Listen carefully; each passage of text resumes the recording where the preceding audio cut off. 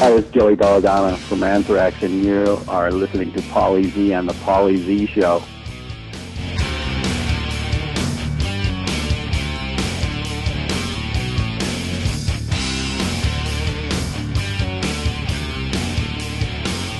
Yo, yo, yo, welcome back to the Paulie Z Show, episode number 25. And as I promised to you last week, today we have Joey Belladonna, known as the lead singer of Anthrax, mostly. And Joey, you there? Yes. Good evening. Good afternoon, whatever time it is. Good evening, good afternoon, good night. Good night, Cleveland. Good night, everybody. What's up? Go fuck yourself. So, so Joey Belladonna is on this week's episode. And the reason is, if anybody's wondering, is because we happened to run into each other a couple weeks ago when ZO2 was playing with Fozzy at BB King's in Times Square. And it was a sort of a star-studded event, right? Vinnie Paul was hanging out, a couple guys from Anthrax, Mike Portnoy from Dream Theater, Eddie Trunk was there, and a few others. And, you know, I ran into you, Joey, and we were talking and hitting it off nice. And both Rush fans. We found out that you were a Rush fan, and it was like, well, we're going to be playing Rush tonight. Do you want to come up? And you did, and I got to say, dude, you fucking killed it. You really did. The high vocals and everything. That's cool. Did you have? It's fun to do Rush, you know. Yeah, it's great. I mean, my brother David usually sings it because his voice is just like Geddy, so he hits those. You know, he's got the tone and everything. But it was really nice to like have someone else come up, and we always like, especially in New York, we always like to have guests come up with us because it's our hometown. So that was really good. And I'm curious, what was your experience like? Did you have fun on stage with us? Yeah, I mean, to me, it's like to be able to jam on anything you know well enough to be able to execute. It's always fun, you know. I mean, I love jamming or playing music in general. So like having a chance to just go up and sing while you're hanging out is even cooler, you know. Yeah, I agree. agree. We played a show together before. I met you. We did the Twisted Sister. Yeah, we got a great picture from that too. Do you remember the picture? Yeah, in the back. Yeah, that's funny. It was towards the end of the night, which I thought was kind of it was in our room, right? I think we took it in my room. Yeah. And we did sort of like we recreated that classic Queen picture. I think it's from Queen 2. Yeah, that's right. Exactly. It was cool. Did you ever actually see the picture? You know what? I've never seen the picture. Oh, okay. I got to email it over to you. It came out great, and it's pretty funny too because you're right in the middle. All our faces are looking up, and we all had black on, so it worked out nice. It was a good band shot, man. Yeah, very good band. Well, maybe there's a new band right here. There you go, man. Zelladonna. Yeah, Zelladonna. Zelladonna. Okay. So, all right. So, for those of you who are listening that may not be familiar, which I doubt there's anybody that isn't familiar with you, but just in case, so Joey, you're basically probably most known for being lead singer from Anthrax, and sold millions of records and won a bunch of awards. I know you got like the didn't you win like a #1 metal singer award like 2 years in a row?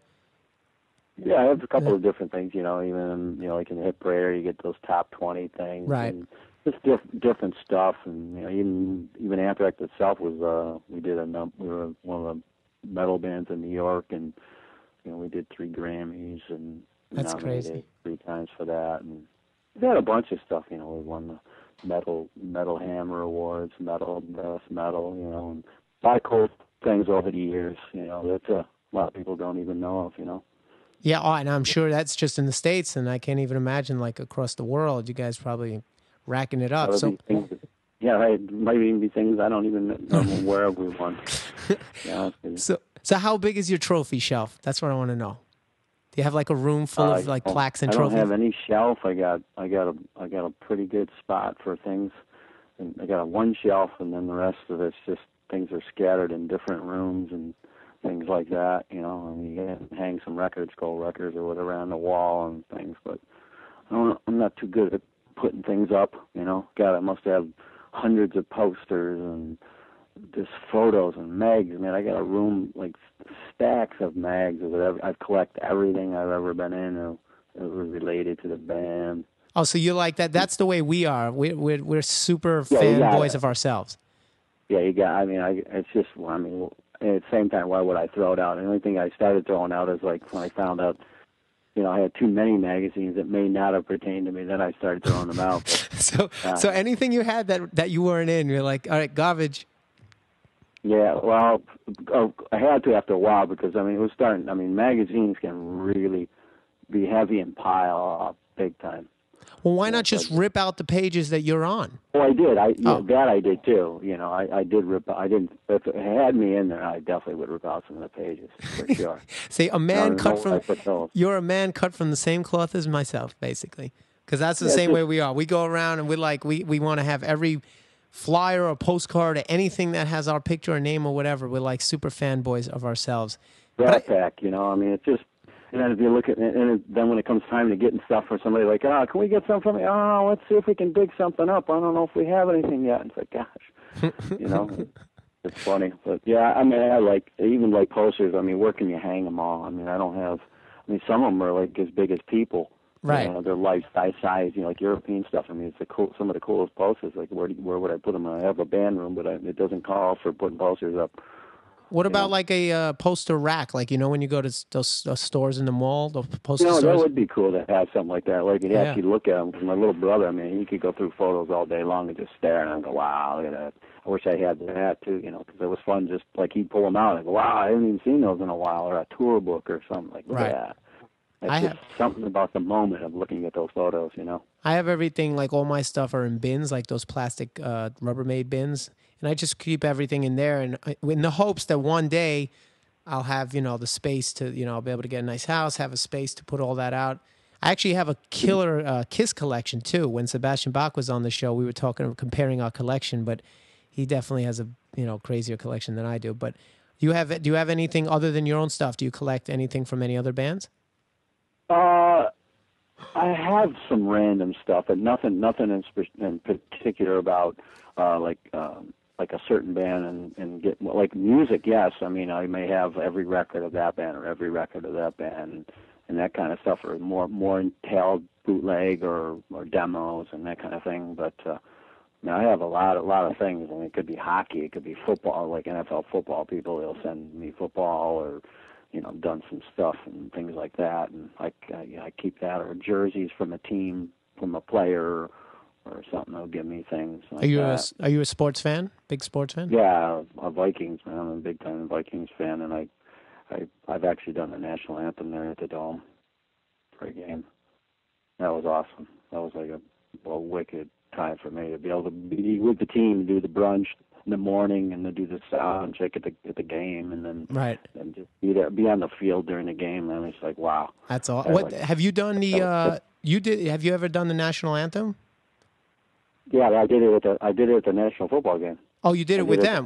That's the Vikings game. I actually was at the Metrodome. Oh, okay. Yeah, and then I did the anthem also at the Monster Truck at the Garden. I did. At Madison Square Garden? Yeah. Oh, my God. Dude, you have no idea. Awesome. I just did it for the first time. It's one of my dreams come true. I did it for are you a hockey fan at all? Yeah, Flyers. That's my team. Like the Petstall's jersey is like one of my prized possessions. Well, I mean, I'm not. Everyone who knows, all my fans know, I'm not. Dave and I are not sports people. Like I love sports, but I don't follow, so I don't know teams and names. So I'm really bad. But the Tampa Bay Lightning flew us out in January to play their post-game concert, and it was like in the in front of the stadium. They had an outdoor stage and everything. It was really the footballs do that too. They have like parties during the day, and radio station will have some of their events going on. It's great. It's great. I mean, I was hooked. I was like, oh, we should be doing this all the time. This is so much fun because because you get to play, but you also get to watch the game, and it's a whole different vibe than being inside like a seedy club. It's like outside, and it's a nice day, and everyone's like amped up from the event. But anyway, the point is, so they had me do the national anthem. It was probably 15,000 people. This is like not small potatoes. I mean, this was like real hockey, NHL.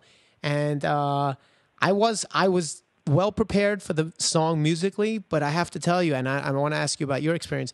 I wasn't prepared really for it was very intimidating, like just the size of the place and the fact that they were all listening to me. And it was just because I did it a cappella, and my I did niece too. There's no music. Yeah, so my knee started shaking, and I was nervous, not singing wise. I was confident in the vocal, but I don't know, it got to me a little bit like, oh my God, I can't believe I'm doing this. So when you first did it, how'd you feel? Like, were you totally cool, or was there a little bit of like, holy shit, what the fuck am I doing right now? I always, I mean, no matter what I do, I always have that happy jitter going on. Nothing like a nervous, like I can't do it. But hey, I mean, especially during either one of those things, there was plenty of people. I mean, at the Viking game, God, there had been 80,000 in the building. 80,000. Holy yeah, shit. I mean, the place is sold out. I mean, it's the Metrodome. It's huge. Right. When was this? And what year? That was 03.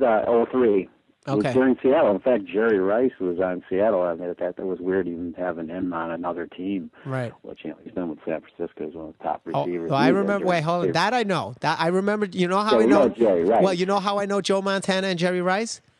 Huh? Because I had the Joe Montana football game for Sega Genesis. There you go.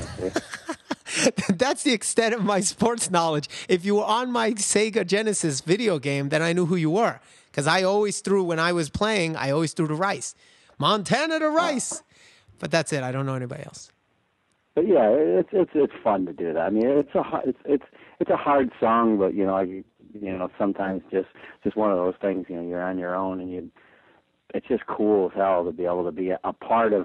I think I had more fun than singing the song, was just being there for the event, to be able to be a part of it, and you're okay to be here because you're part of the system. Right. On, Well, anytime you have a pass, you know what I mean? That's like that coveted backstage pass to anything. I mean, I'd be excited. Football, it's a lot different than like an actual concert. I mean, these guys, it's pretty solid at that stuff. Yeah, I'd love to do that. Well, I think, you know what, the Washington Redskins, I think, asked me if I want to do it for them next season. So I'll be doing a football game. So this might be the start of. That'll be 80. That'll be 70, 80. That's a huge stadium. That should be good. Yeah. Well, I'm hoping now to parlay this into more, national anthems, because I absolutely loved it, the experience, and I think I did a kick-ass job at the risk of sounding like an egomaniac. I mean, I did it. First of all, I did it in the key of E, which I don't even know what key. I just sang it. I wasn't no little thing going on there.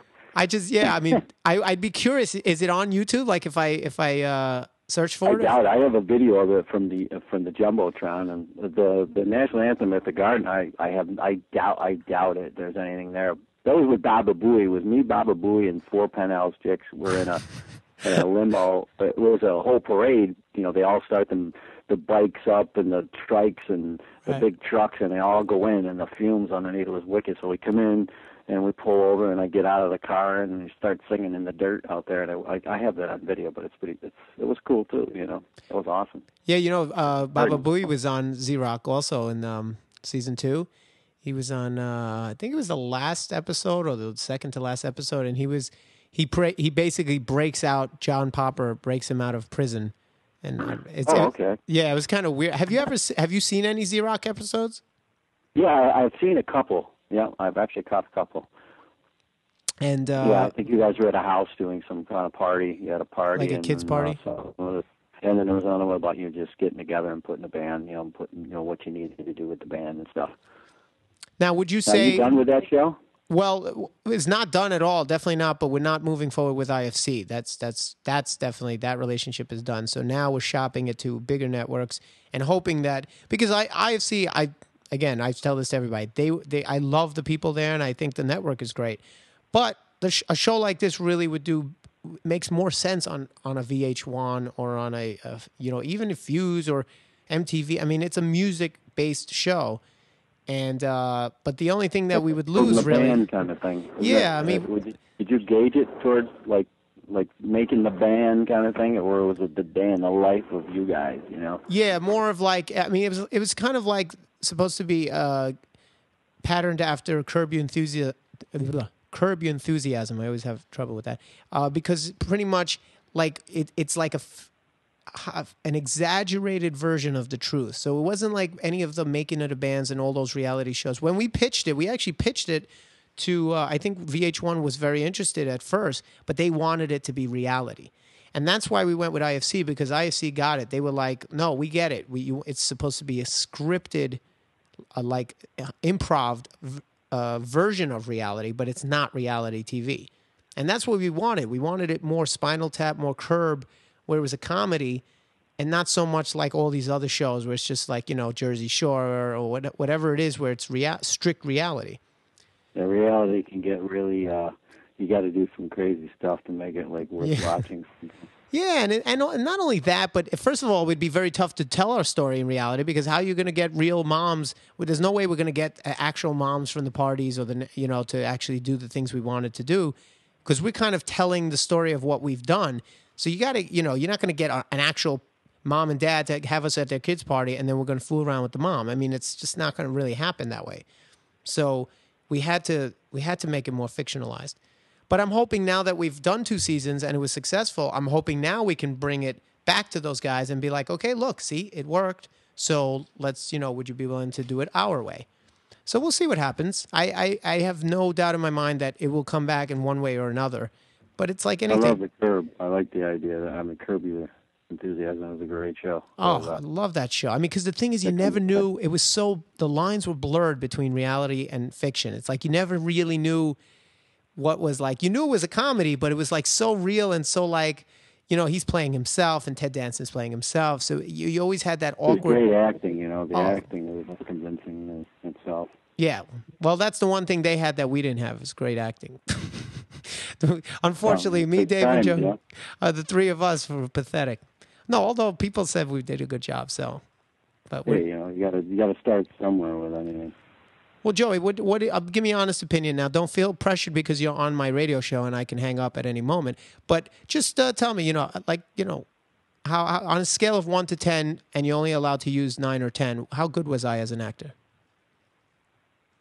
Let's see. Let's give you a 6.5. Well, you can't. You can only use a 9 or a 10. You're only allowed to use 9 or 10. Okay. Yeah, so I'll give you a 9 then. Okay, I'll take it. A 9. I'll take it. Look at that. Joey Belladonna gives me a 9 out of 10. If you only give me that option. Well, that's the only option you get. Yeah. Why would I give you any other option? I never engaged anybody in particular, and I was just looking at the show overall. So trying to see, wow, that's cool. These guys doing this stuff. How did all kinds of things are going through your mind? Like, how did they get on there? Like, who sold this to them, and how did they convince them to be on this, and what are they trying to do? And you watch everything, and you just try to analyze everything as you go. Well, the thing is, it's funny because it's like the cool thing about it is that was our real life. It's not like it was a good idea that we said, oh, what about a kids band and a rock band? It really was what we did and what we still do. I mean, we're still doing. I just did. The last weekend, you have no idea. We did a Connecticut show for ZO2, 2.5-hour show. The next morning, we had a Earth Day charity concert for kids. It was like all 2-year-olds and 3-year-olds. Then we went down to Jersey, did another birthday party. Then we came up. Then I did like a wedding with Rob Afuso, believe it or not, from Skid Row, which I'll talk about later. That was pretty interesting. And then then we had another show that night. And then the next day I had another kids thing. So it was like our life is insane because the kids thing is all daytime stuff and the rock thing is all nighttime. So it's like never, which is great because you can do both. But it's very, very hectic. But one pays and helps pay for the other. So are you booking your own shows like that? Yeah, I mean, we pretty much do like, especially the kids stuff. Like we've always done it on our own. The kids, it's interesting. The kids stuff we've never really put any effort into, and we never had management or agents or PR. It was just us. Where did that come from? Where does this kid thing come? How did that generate? How did it come? The kids thing? Yeah. How did someone decide to do that? Well, basically. Like it really just started out, and probably I don't think I've ever talked about this on the show, but it pretty much started out as just a job that I got at a place called the Children's Museum of Manhattan. It's on the Upper West Side. And do you have any kids? Nope. Oh, okay. So because I was going to say, if you had like little kids, you might have known these places where we were working, and pretty much a bunch of my friends were working there, and I was at the time doing telemarketing, which was just it was paying pretty well, but it was a pain in the ass asking for, old Jewish people to donate money to get refugees out of Israel. It's like, why should I donate to you? And I'm like, oh, because blah, blah, blah. So I'm like, all right, I got to get out of this job. And my friends hooked me up at this place, and they said, okay, well, what do you do? What are your talents or whatever? I said, well, I went to school for art, and I'm a musician. He goes, oh, musician? Well, we need someone in our sing-along department. I'm like, okay. So I didn't know. I didn't grow up. I grew up listening to Zeppelin and Kiss and Black Sabbath and Rush. I didn't grow up singing The Wheels on the Bus or Old MacDonald Had a Farm, even when I was a little kid. So they taught same with me, and I didn't pay attention. I was there. I knew of it, but didn't interest me. And so what happened was basically they kind of taught me, oh, okay, this is what the kind of songs you would sing, and this is how you interact, and blah blah blah. And it just it skyrocketed from there because I wound up being so good at it.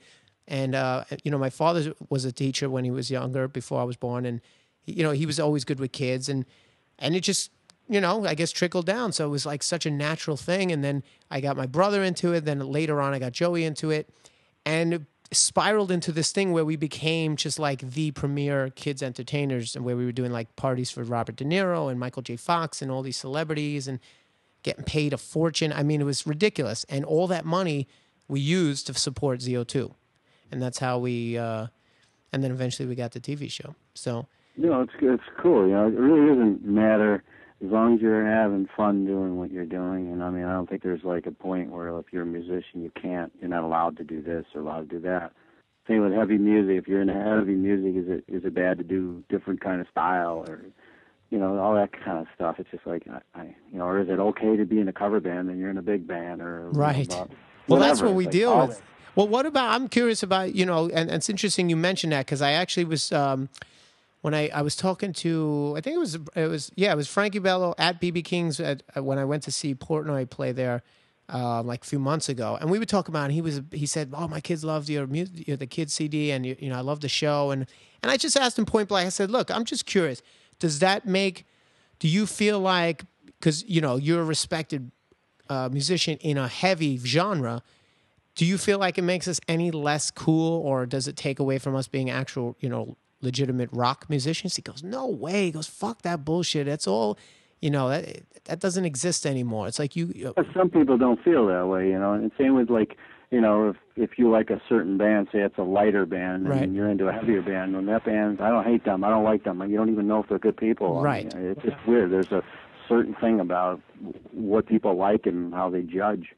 I don't think you can really counter any of it. You just have to do and not worry. You just do what you do, and I mean that doesn't mean you can't be qualified for any of that stuff. Well, that's what I wanted to ask you. I mean, I think it's a nice transition because I wanted to talk to you about Anthrax obviously is a certain genre, a certain style. It's a pretty aggressive, heavy. I mean, I guess thrash, right, would be the way to describe it. Thrash metal. Yeah, speed metal, hardcore rock. I don't know. Right. It's got all kinds of categories. Right, but I'm saying you're not going to be on tour with the Eagles anytime soon. I don't think. Not Anthrax. Right. I could be. You could be. I could be in a band to do that because I mean, like right now, I do covers on the weekend, and we do everything from the Eagles to Judas Priest, and I can cover it all. I can individually, but the band, but if Anthrax did that, that was what I wanted to ask you. It wouldn't happen. Right. We just why should we really at the same time? Because we're one of a kind ourselves. Same with any other band that does their style. Why? I always said, gee, why would you want to change when it's working?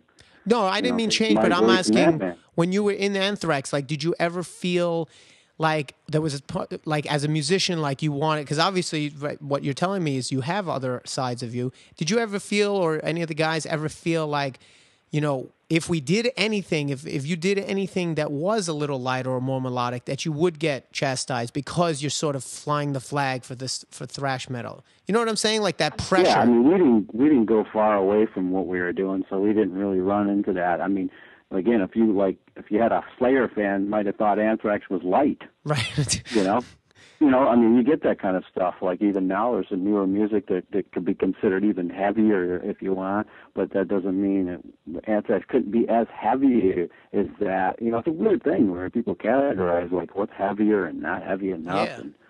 It is. It's annoying. I don't get I don't get it sometimes. I do get it, but then I can't dictate all that stuff. I mean, I'll do whatever I mean, if I'm writing stuff now, it should be heavy because it's got to be what people thought that they would think I would do, or like, is it okay to do this? Because, like you and Eddie Trunk, it'd be great to do a classic rock. I said, yeah, I could do that one today. I could write stuff today. But could you have done that back in the heyday? Would you have been able, if you wanted to come out with something that was like that, like more like Bad Company, let's say, could you have done it? Sure. I mean, I do a ton of that stuff. That's like perfect for me. I love that kind of music. But in Anthrax, there's no way I would even consider doing it because, I mean, we were rolling. We had plenty enough work and enough going on that I didn't need any side projects at the same time. Okay. But I would love to be able to do something like that. Even though I was singing in Anthrax, I got to sing a little bit. I mean, enough where I was singing versus barking or anything like that kind of stuff. Right. I mean, we're talking a lot of words, a lot of motion, and really, really hard. Like keys were moving all over the place. Stuff that didn't sit still once. Well, that's, I think, what, if anything, that's what separated you guys a lot, because I'm going to be honest with you, I'm not a big thrash metal, speed metal fan. I didn't even know anything about it when I joined. I mean, I walked into that band as it was on its, right away. They were moving fast. I walked in and did what I could do with that, and it was natural. So, again, they make changes, and not to go into that whole spiel, but they make changes to follow something new because they want a certain voice. And somehow they didn't see me in that, which, it all comes back around. It's like, you know what, it actually did work and it was good. But that's okay. It's not for me. I said, you know what, if that's, be like you with your brother or anybody, like, dude, we want something different and we were thinking of this. I was like, well, okay, if that's what you want to do, I guess I'm not going to talk you out of it. Right. Well, give me a little bit, because I'm not very well versed. Like I said, I didn't grow up. The heavy stuff I listened to at that time was like Iron Maiden, Judas Priest, Manowar. Like it was a little bit more fantasy metal, is what I liked, and it took me a long time to get into Anthrax and Metallica and Megadeth. I mean, I couldn't listen to that stuff back then. And, but then again, I couldn't listen to alternative music until like a few years later. Like I was just very... Yeah, I know, that was tough. You just kind of like tuned it out. And, I tried to listen to everything just to know how it was being done and who was doing it and what their names were and, what kind of style was going on and that kind of stuff. Did you like it though? I mean, did you actually like any of it? Some of it I did, yeah. I mean, I wasn't crazy about it. I love leads, and some of them didn't have leads. And yeah. Some of them didn't really, there was not much of the singing style wasn't my style. So I tried not to disregard it and hate it because it wasn't something that I would do. But depending on what it was and how it was being done, that was how I chose the bands that I liked, It's just depending on how they were writing and what keys they were in and, what was the style, how did it sound, what was a certain sound. Like Nirvana, I didn't probably like them as much until when Kurt was gone, you just say, wow, he wrote really, really good songs, Isn't that weird? You go back. Yeah, I'm like, whoa, did he write in that band, or was he just a drummer? There's a lot of stuff. I mean, you got to appreciate a lot of things. I try not to really kind of put people aside until I know a little bit more about them, I think that comes with maturity, because I think my uncle told me once, I'll never, ever forget it. He said, because I think we were talking about music, and I go, and it might have been a rap band or whatever, and I said, oh, they suck. And he goes, Paulie, I'm going to tell you this once. He goes, don't ever say something sucks, because say it's not for you. Say it's not my thing, because you're someone else loves that, and you're insulting them. And I never, ever since that day, I never did that, because people are weird, man. I mean, right now you can be in a public eye and say stuff like that, and you can offend a lot of people. Look at me and John Bush. I mean, here we are. Like, I was fine with the band. I didn't have no problem. I had nobody against, what I was, they liked it or they didn't like it. But now you get another guy in, then you got all these comparisons, and it just goes on and on and on. It's like, all right, already. We were talking two different styles here. I mean, okay, if you like him, fine, then like him. I'm going to do what I do, and hopefully you dig it. But don't try to dig up more about me that you don't like. I mean, they try to find other things to put on you. It's like, already. Well, that's what people do. It's a shame, because it's like it's so true. Like, people like to build you up to be their hero, and then they just love to tear you down. It's like something about it just. people have so much time on their hands. Like, go fucking get a job or get a hobby. I mean, really? You have that and you much love time them to for sit there? liking the thing and being that interested in it. You know, if anybody was to chime in on a comment on a posting today, you know, it's like, wow, okay, cool, you're interested, but you know, it's like, wow, really? Are you serious? I mean, you know, someone really go down a wrong path with it, you know. And Well, I what do can't they read say? into it. Give me, I mean, I haven't heard, Oh, you know, I don't. You know, God, I mean, it just. is it just Just comparison? even if it's just like one guy's heavier than another singing, and it's like, you know, he's got more balls. It's like, what is that? You know, what is that? I mean, you know, well, yeah, I mean, can that person do what I've done, or you know, I mean, is it, even if he could or he can, doesn't mean one's better than another. It's just a different style, for God's sakes. You know? Well, what is John Bush is more aggressive? Would you say more like? I guess, yeah. He just probably just a grunty, more of a shouter. You know, I don't know. You know, I don't even know how to categorize it. I mean, I was just saying in general, like we're talking about people like rating people or putting you in a style that, like, you know, you're not better than him or he's better than you, or it's just some of that stuff. I never thought it'd be like kind of be in the middle of that. Yeah, well, it is what it comes it's with the cool territory. For one way. Unfortunately, it comes with the territory. It's like something you get other people too, like, hey man, he sold more records. Well, I don't care, he sold more. Yeah, he did. Or how do you know? You don't even know the deal. You know who sold. Right. Who cares? You know, I mean, the thing is, I was in the band in the beginning where things really moved forward. I mean, who's to say, like, if he was in the band in the beginning, that the thing even could have gotten off the ground? Of course. Well, it's the same. If you think about it, think about, like, you know, someone like Paul Di'Anno. I mean, like, look, Bruce Dickinson obviously is the voice of Iron Maiden, as people know. If he stayed in the band, maybe they wouldn't even have got half as far. They might not have, because he maybe his voice wasn't what people are really digging as much now. Bruce is just, you know, same with Hagar. He comes in. He's a great musician. I love him, and he did Van Halen wonders when he was in there. So you can't compare the two, but you got to give the guy a lot of credit. Yeah, of course. That's what I'm saying. Paul Di'Anno, even though he wasn't, he didn't hit the mega success that Iron Maiden hit when they got Bruce. But Paul Di'Anno, let's say if it wasn't for Paul Di'Anno, they may not have gotten to a point where they were prepared to find Bruce. You know, he got him to a point. So it's like, it's always a shame. I always hate hearing, you know, people talk like that. Look. Well, I've been there a long time, so I mean, you can't. Even the band will say you can't erase any of that anyhow. No. Not that I think anybody's going to, but it was there. It was what it was, and there's a certain pack of people that did what we did, how we did it, and that's what you see. I'm saying with Led Zeppelin or any. There's a certain set of people that really gave you that certain vibe, stage-wise, appearance-wise. Right. Everything, the whole genre. Well, give me a little quick, it doesn't have to be a long thing, but just give me like a brief summary of, like, how did you get into Anthrax? Like, how did that happen, and where's your background? Because obviously you're saying you came from a more melodic singer. Yeah, totally melodic. I was in a band, another cover band that I was in, and I did a demo with, I was living with the guys that were in Rainbow, which was Dio's, you know, Elf, which became Rainbow, was the first Rainbow album. Okay.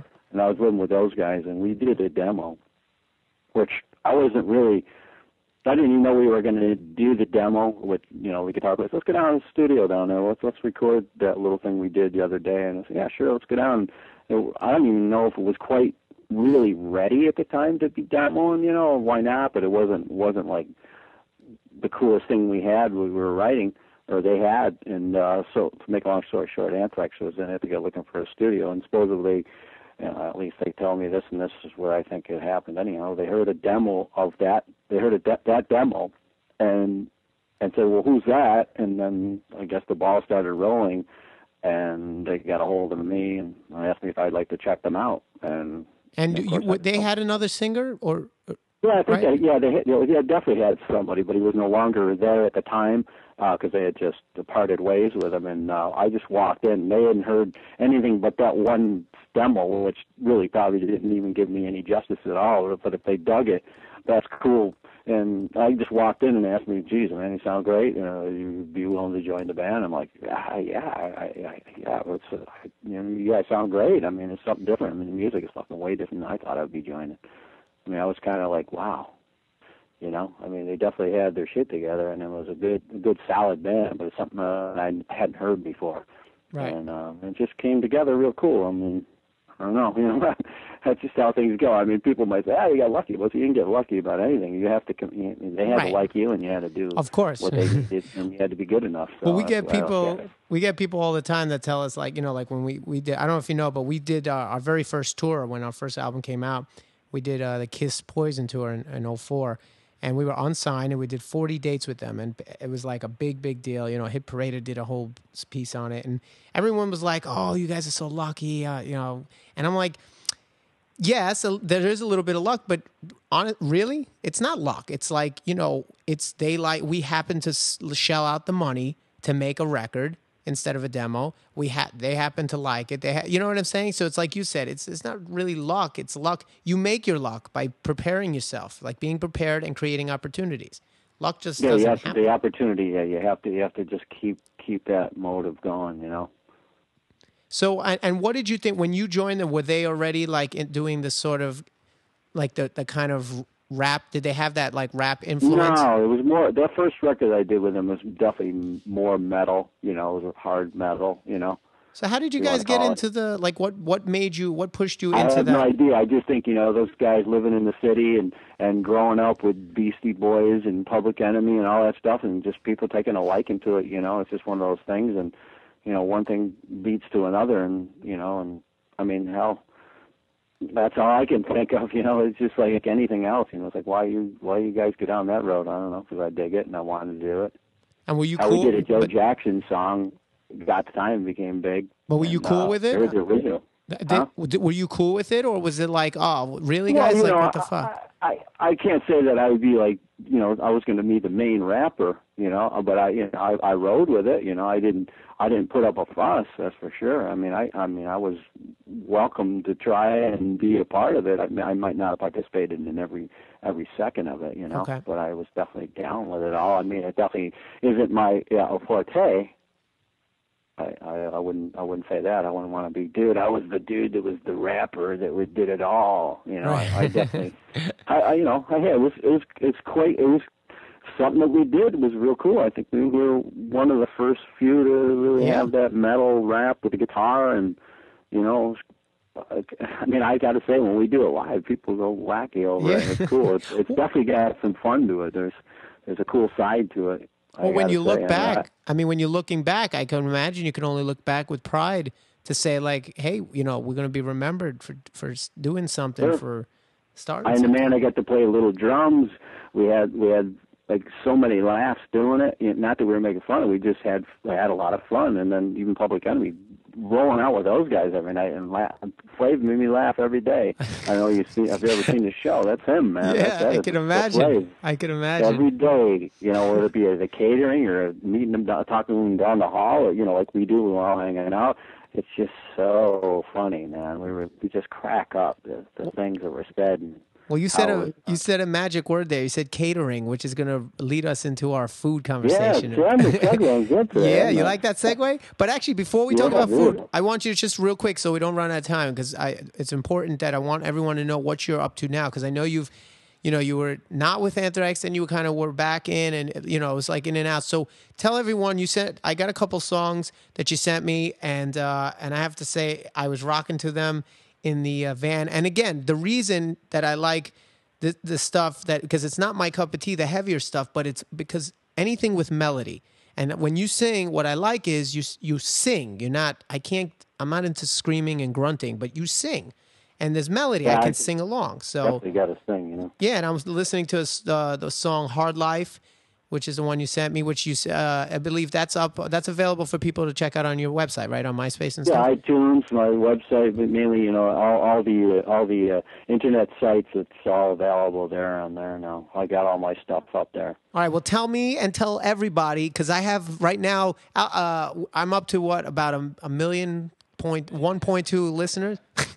Mm-hmm. Well, no, in my brain I am. No, but we have actually a pretty good following here. But tell everybody, my legion of loyal fans, tell them what you're doing now. What are you up to, and what can we expect from the famous Belladonna, the Big B? I have my own band right now. It's called Belladonna. We're actually getting ready to go to South America next couple of weeks from now. Oh, can I come? And, Can I come? Yeah, sure. You're welcome to. Yeah. How much you gonna? Wait, but you got to pay me though. I Yeah, need a that's salary. true. Maybe I'll think about that. All right, let's think about it. Let's see if we can work something out here. ZO2 and Belladonna, South America, dude. My mother's. That would be good. See, Yes. that's the kind of stuff you got to think of. My mother is Colombian. I'm half Colombian. So somebody just emailed me an hour ago about a Colombian show to add to that. You see? To that leg. That's cool. Just an hour ago. That's not luck, my friend. That's opportunity meets preparedness. I am prepared to go visit my mother country.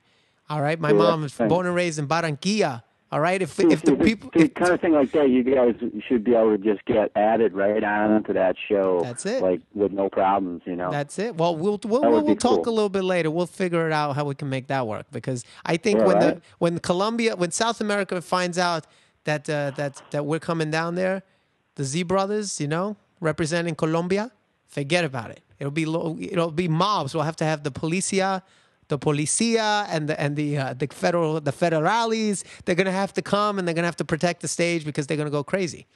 At least it will be a sick show. I mean, we're gonna do a couple of weeks down there and then I'll come back and I'm still doing like every weekend I do my own little trio cover band. We do all old classic rock stuff and I play drums and sing the whole night. And where is that? Where is that?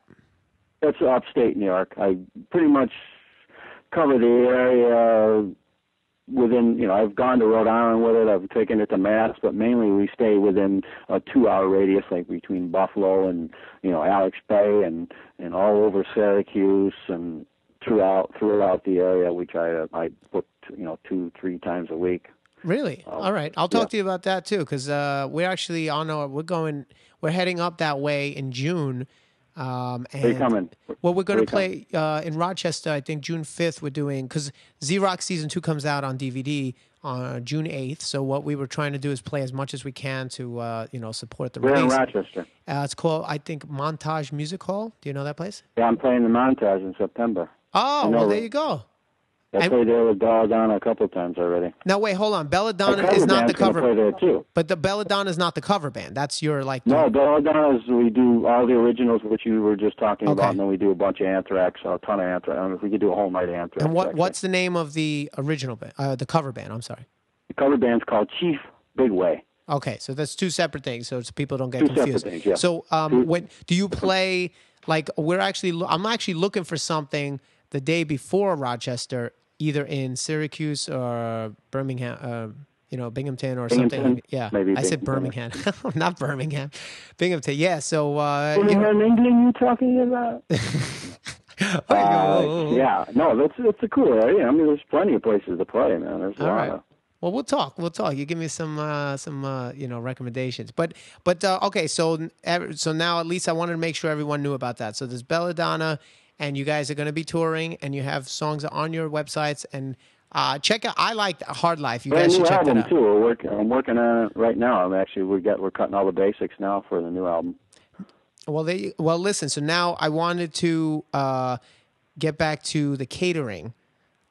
So this is a food and rock and roll show, and for my listeners know that I am a food fanatic. I am food to me is like drugs. What's your favorite foods? If you could eat three meals, what's your 3 favorite meals? Why would you ask me that? There's too many, right? I know. That's a good. What's your favorite food group? Should I say? Is it fish or is it meat? Well, here's the thing. Ideally, let's talk ideally because right now I've been trying to change my diet and cut out certain things that for health reasons and just for maintaining weight. So, assuming obviously there's no diet, I could just eat whatever, right? I love Italian food, but believe it or not, I'm not the biggest pasta guy. I like pasta, but when I go to Italian, I go more for the fish and I love eggplant rollatini and parmesan, chicken parmesan, shrimp, things like that. So I love that. Breakfast, I love eggs. I'm an egg guy. Omelets and that's a tough question. I don't really know. Do you know? Do you know yours? Yeah, I don't eat meat, so I haven't had that in almost 20 years. Really? I don't eat any kind of meat. Vegetarian? No. What about fish? Yeah, I like fish. I like So You you're know, pescatarian. crab, shrimp, lobster, eel. I eat a lot of sushi. I'll do all that kind of stuff. All You right, know, so so sushi would probably be salmon in and your. perch. That'll be one of your main things, sushi, right? Yeah, one of them. Yeah, but not if I'm home and I'm not going out. I make a roll it at home and stuff. I like my own Mexican. You know, no meat, kind of like beans and that kind of stuff. Or I'm steaming all the time. Vegetables. I can eat vegetables all night long. I would say for me, I think sushi. I'm getting more into sushi. I think Mexican is lower on my totem pole because for some reason I'm not a spicy guy. Italian's good. I Yeah. agree with you. Italian's- Italian, but I don't eat a lot of Italian. I mean, once in a while, I don't try to gorge on pasta. You know. But Right, once that's in a the. while, it's But good. when I think of Italian, like I go for the other stuff, like not necessarily the pasta, but I like the other, things that they have. But you know what? I guess I'm a meat and potatoes guy. Like if I had to choose something, I guess would that be just considered American? Like just like Yeah, it's a burger, good steak, traditional meal right there. You know. vegetables, I'll go potato. for the potatoes and the vegetables like you eat Yes, the meat. I'm a potato vegetable. Like so I guess a meat and potato kind of guy. If I had to pick something. Also, though, I really like, I love Spanish food because it's different than Mexican because it's Spanish.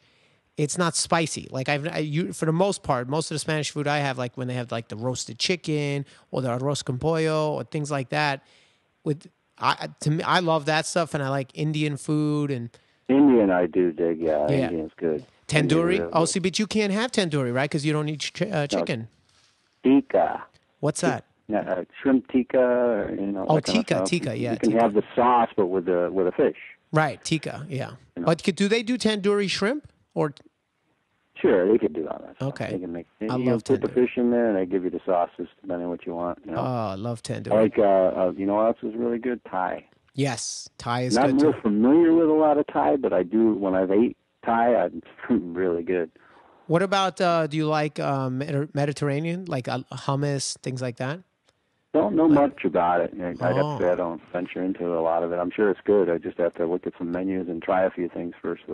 There's a place in Queens called Cherry Cafe. You should check out. They actually have belly dancers there and stuff on the weekends, and they got. I mean, there's a lot of good places, but this place I went one time, and dude, it was so good. The hummus was amazing. You've had hummus though, right? Like you know what it is. What's that? Have you had hummus before? Hummus? No, I have never had any of that stuff. You never had hummus? No, What? no, never had that. Oh my God! All right, Joey, I got to take you now. Now, see, this is what I like to do. I like to take people out. I'm going to try to take you. That's my thing. I'm going to take you to a Mediterranean place, and you're going to have. Have you ever had falafel? Yeah, falafels I have. You like falafel? Yes, I like falafels. Those are good. Okay. Well, hummus is it's basically like a chickpea puree. It's like a thing, and you dip pita in it. Grape leaves, Mediterranean, Greek salad, like all that kind of stuff. It's like that Greek, Turkish, Mediterranean. I don't know. Am I right, Alex? Am I right as far as geography here? Yeah, it's all the same. It's Mediterranean is what they call it. All right, we'll hook it up. But before we go, I want you then to tell me a place or a couple of places that you recommend that you love. And I usually prefer unique places, like non-chain places, but it could be a chain if you want.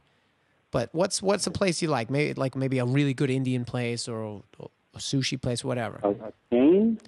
No, Well, not a chain. Not many of those places are chains that I know of. No, you a know. non-chain. I'm saying like if someone name? came, Oh, God. if someone was in your neighborhood, let's say someone was in upstate New York or whatever, or even in New York City. I mean, where's a place that you just, if you wanted to go out and really have a great meal and you're like, okay, this is one of my favorite places to eat. And it could be West Coast. It could be anywhere. There's a place called Chinese. No, that's another place. Chinese. I like. There's a place in San Francisco called Brandy Hose. Brandy Hose. Brandy Hose? Brandy Hose. Yeah. Are there I got actual a place hose there? in Syracuse, at sushi bar. It's called Tokyo Soul. It's like awesome there too. Wait. Very Let's good. go back to the first place. Do they actually have hose working there? Is it like hookers No. hookers that take your order? I'm sure they're in the surrounding area, but no, okay. I don't recall anything like that. It's see. called Brandy Hose. That's false advertising right there. Mm-hmm. So okay, so what would you get if you went to Brandy Hose? What do you recommend? Oh God, steamed dumplings. Steamed vegetable dumplings. dumplings. Okay. What else? And then I can get into the probably a shrimp dish, like with vegetables, shrimp and broccoli, like Have the kung po shrimp. Have you ever had? It's a traditional Chinese thing, but usually not in the fast food places. The restaurants have it. It's honey walnut shrimp. Have you ever had that? That sounds good. Oh, I haven't had it. okay. No. If you ever see it on a menu, you got to have it. It's basically, I don't know what the hell it's like a. It I like comes walnuts and I like honey. So well, yeah, it comes with walnuts, but it's like a white sauce made out of honey and something. Sounds very sweet too. Like a nice sweet taste. It's sweet, but it's also kind of rich, like a thick. You know what I mean? It's not like sweet, like a fruity sweet, like if it was like an orange mango sauce. It's got like that nice, like thick kind of gooey coating. Is it sugary sweet kind of?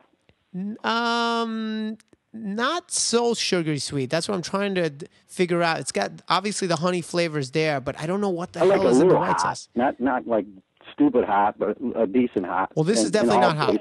No, this definitely this dish is not. Yeah, this is not. Something that wouldn't spoil you bad, Right. Like just ruin the meal, like as your tongue is like falling off. Well, that's why I don't like Mexican food a lot, because I find out a lot of time. I mean, I love Mexican food, but generally a lot of the dishes. Get it hot. I never deal with a Mexican being hot. It's too. I just can't stand when people put like hot. The only hot I like really is wasabi, because at least there's a flavor. Like when I have wasabi, it tastes like something. But usually like hot sauce and jalapeno peppers, it just. I don't know. It just makes my mouth, on fire. Puts my mouth on fire, and there's no flavor. So I wonder to myself, why am I doing this? No good. No good. So, all right. Well, listen, Joey Belladonna, thank you so much for doing the Paulie Z show. Sure. Did you have a good time? On a scale of 9 to 10, on a scale of 1 to 10, but you can only use 9 or 10, how good was your experience on my show? Let's go with a 9, just because I wasn't perfect. So. All right. Well, I like it. 9 out of 10 is good. I mean, that's a good rating. So I'm getting a good average here. Everybody check out the new music on your website, and the new album will be coming out. And on iTunes too. I got everything up on iTunes. A beautiful place to be, There you go. And we'll take you out one of these days. Maybe we'll get together and on my treat, not my treat. It'll be my producer's treat. Yeah, I'll take you. We'll go Mediterranean, and we'll get you some hummus. Hummus. That's how you say it. Yeah, hummus. Okay. Like that. And all right. Thank you, man. All right. You have a good one. Thank you very much. And thanks again for joining us on stage the other night. It was awesome. Yeah, well, that's awesome. Thank you for inviting me. You're welcome. Anytime. All right, Miss Joey Belladonna, I'll see you later. Take care, bro. Right. Cool. So there it is. Joey Belladonna. Belladonna. I can't believe he never had hummus. That honestly, that boggles my mind. But, whatever. It's not a standard thing, for people. But I guess just because it's something I eat a lot, so I'm thinking, yeah, everybody knows about it. But then again, same as the bialy. I didn't realize when I left New York that 95% of the country don't know what a bialy is. So it's like, okay, I know what I know. But I didn't know what grits were until I saw my cousin Vinny. So there you go. It all works out. Anyway, let's do some. Well, before I do the old Paulie email, let me tell you a quick story. I mentioned it before very briefly about the wedding that I did with the drummer from Skid Row. So basically, quick story, a little Z-list story here. Where do I begin? All right, I get a call randomly, and it was actually the night that we did this 2.5-hour show at in Fairfield University in Connecticut, which turned out to be a really good show. We got played a bunch of songs that we very rarely play, but Head Up was not one of them, because we still have not gotten 100 emails. We're getting pretty close. We got a lot of emails for Head Up, but we need 100 for Joey to agree to play to it. So keep those emails coming. So I get a call right while I'm warming up. It's like literally like 50, half hour before the show. And it's a friend of mine who is a promoter in New York, and he owns a club, a really cool club in New York City called Canal Room. And I frequent that club a lot on the weekends that when I'm not playing. I go down there and I jump up with this 80s tribute band called Rubik's Cube, which is great. By the way, if you're in New York City on a Saturday night, you got to go to Canal Room, check them out. It's such a fun show, very true to the music of the 80s. But anyway, I digress. It's a great show. I joined them. So, he knows of my vocal abilities. And he calls me up. He says, yo, I need a favor. As a friend of mine, Rob Afuso, and I'm like, Rob Afuso from Skid Row? He goes, yeah, the drummer from Skid Row. He has a wedding band, and his singer, one of his singers, he has like a bunch of people in the band, but one of his singers, the guy that does all the like hard rock songs, like canceled on him last minute. He's got really sick, and now he's asking me to help him find someone, and I was hoping maybe you could do it. I'm like, okay, sounds pretty cool. When is it? He said tomorrow night. I'm like, tomorrow? It's like, how many songs are you talking about here? Because I'm thinking like I'm going to have to learn 30 songs in a day, and and I'm just like, okay, get back to me and let me know. So anyway, I wound up talking to Rob, and it was only like, maybe 4 or 5 songs that they wanted me to do. So I was like, okay, and the pay was pretty good. So, and the main thing I asked is, I said, will they feed me? And they said, of course. So I said, okay, I'm there.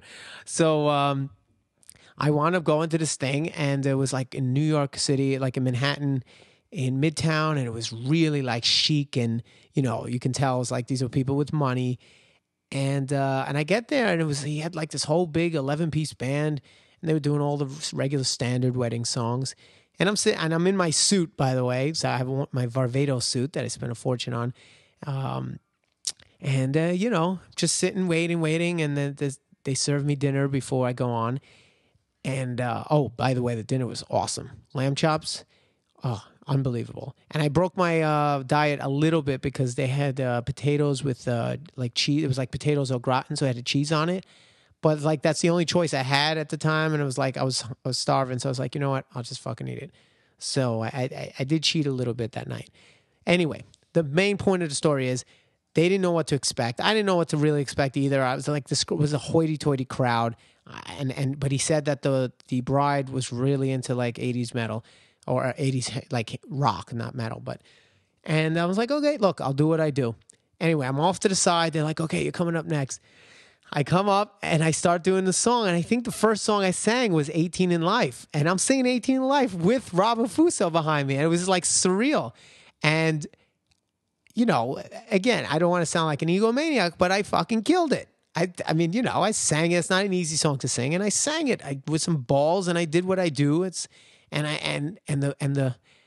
was looking around too, and the band was like, holy shit, because they didn't know what the hell to expect. They didn't know who I was or whatever. And Rob gives me like a thumbs up. He's like, yeah. And the bride actually came over and hugged me. She goes, oh my God, that was so amazing. It's one of my favorite songs ever. So I was like, cool. So I was feeling it, because I was like, okay, these guys are into it. And then we did like AC/DC and what did we do? Bon Jovi, and then a Journey song. And that was it. But it was like I made such an impression on them that, I probably wind up doing some more with them. But it was just really cool. The point of the story was that I got to sing 18 in Life with Rob Afuso from Skid Row. That's it. That's really is the point of the story. And I got free lamb chops. So that's another side point of the story. But it was just weird because I really didn't know how it was going to go over. Like if I saw a bunch of young, they were young, but if I saw people that I felt were more into rock, I would have been more comfortable. But I was like, these are like a little hoity-toity kind of crowd. I thought they were going to put, have their fingers in their ears being like, turn it down. And it totally did not happen like that. I was like screaming my head off, and then I went into the crowd because it was a wireless mic. So I was in the crowd, and I was like, dancing with the bridesmaids. I think I was actually grinding like the one of the maid of honor. She was hot. She's like some, I think she's Spanish or Filipino, but she was getting into it. Anyway, yeah, I should probably not talk about that. So that was my Z-List story for playing the wedding. Okay, now let's just do a couple quick Yo Paulies, and then I'm going to be out of here. All right, I have one. This one is pretty interesting because I think it's from 2 people. It says Aaron Brothers. So I don't know if this is from 2 people or if his last name is Brothers. It's possible that his first name is Aaron, his last name is Brothers. So, or it's 2 people that are brothers. Hey, Paulie, I just sent you a message before. What? You don't remember? Ha ha ha. Okay, well, I wrote in part of my message that I couldn't find season 1 Z-Rock, but season 2. No, wait. Is this? Hold on. I think this is not the email that I saw from Aaron, the Aaron brothers. There's another Aaron brothers one. What the? Huh? From the other brother. Oh, maybe it's from the other brother. That's a good point. I don't know what the hell's going on. All right, I guess this is it. I wrote him part of my message. I couldn't find season 1 of Z-Rock, but it's season 2 I can't find. Oh, right. No, there's another message, and I don't know what I'm doing with Gmail. It has a little 2 next to it, so that means there's 2 messages. So how do I... all right, hold on. My producer's going to help me. See? Click it. Yeah. There's another one that I read. Oh, what'd you do? Okay. I'm so retarded. He pressed like one button and there it is. Okay, here is the message from the Aaron brothers. Just finished listening to your show with Chris Jericho, my first podcast, and I'm hooked. Much like I was when I heard about Z-Rock, only to find out during the interview that the show wasn't picked up. Thankfully, I have season 2 on DVD. He means season 1. But I can't find season 1. He means season 2. How can I get it? I've been on IFC website on and off for months, waiting to hear if new episodes are coming. Look forward to seeing you live in April.